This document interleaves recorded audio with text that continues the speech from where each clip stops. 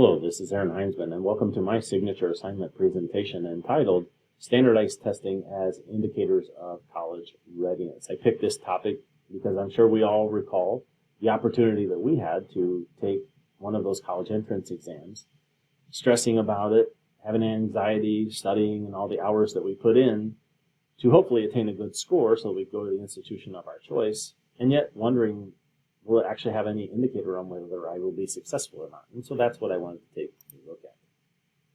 The key topics that I chose were the history of the SAT and ACT test, and a little bit of Illinois policy as it relates to K-12 schools. Second, indicating college readiness through standardized testing. Third, secondary school assessments in college readiness. How do those indicate college preparedness? And then fourth and finally, standardized testing, college readiness, and the P20 Education continuum. Where do we go if we suggest that maybe there are alternatives to measuring college readiness?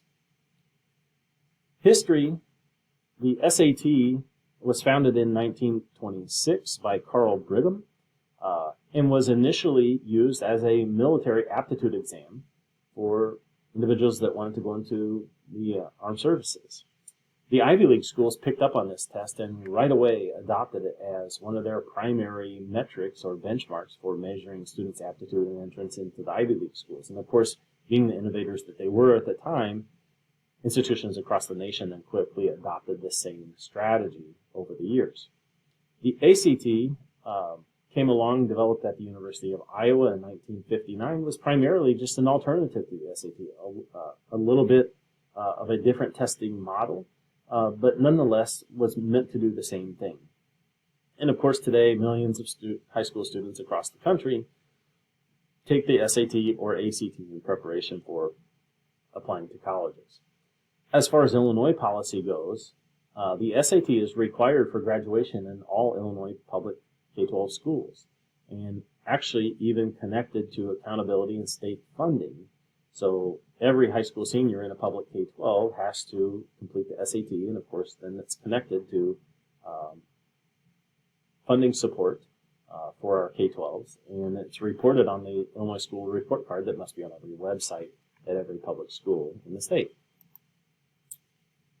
Indicating college readiness, of course, is the main question here.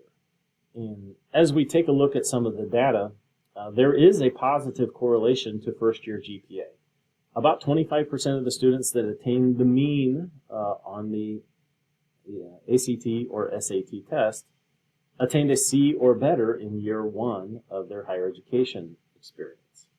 However, after year one, the ACT or SAT score loses its predictability, whether they scored high or low. The second, third, and fourth year college students, it really did not have any connection or a very loose connection to whether they were successful or not. And there's a number of different reasons that are cited for that, whether it's ability to adjust your study skills, support from the school institution itself, the type of institution that they chose.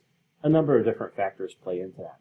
It's a very neoconservative and merit-based system whenever we go through college entrance exam or standardized testing. So it really leaves the door open for those from lower economic status or other language or ethnic backgrounds or schools with less funding or from poorer neighborhoods or don't have as good a quality teachers. It has really no way to account for that, and oftentimes even over-predicts student performance from those in minority populations. It fails to account for a lot of variables in high school coursework, GPA, or even the student's cognitive ability to learn. It does not really have much connection as far as that goes. And many will say, well, if they're successful in high school, they should logically be successful on the SAT or ACT. And most of the data suggests that that connection is very loose. And it fails to consider college choice. So the data may in fact be skewed to some degree because of college student choice due to geography, cost, or even just something as simple as fit. If a student scores particularly high on the SAT or ACT and then still chooses to attend a local community college, they may have a different data connection point to their success than a student that maybe scores average or a little bit lower on the ACT and SAT and chooses to attend a major university. So those college readiness standardized testing fails to really account for some of those different variables. Well, how about secondary school assessment and its connection to college readiness? So there's some other alternatives out there, of course. The College of Holy Cross instituted a policy where they put much greater weight on high school GPA, high school coursework, student motivation, and student involvement. And some of their outcomes were it actually improved access to higher education of their academic programs. It increased their enrollment to some degree. It helped fill a lot more employer needs, and it helped fill program needs at those higher education institutions. Of course, it's a more neoliberal approach to deciding or the decision-making structure to how students are admitted into college. It admits a more diverse set of students and increases their acceptance rate. And incidentally, there was really no change in success rate of those first-year college students and beyond.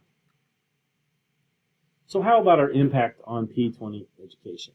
Well, first things first is it's imperative to keep the pipeline full of potential workforce candidates. Our employers are inherently dependent upon higher education for those students that choose to go on and get advanced credentials, whether it's a simple community college certificate or all the way up to advanced degrees. They probably need to include some non-cognitive measures. Students need some more career pathway guidance starting at earlier ages. So we should probably help encourage high school grade achievement.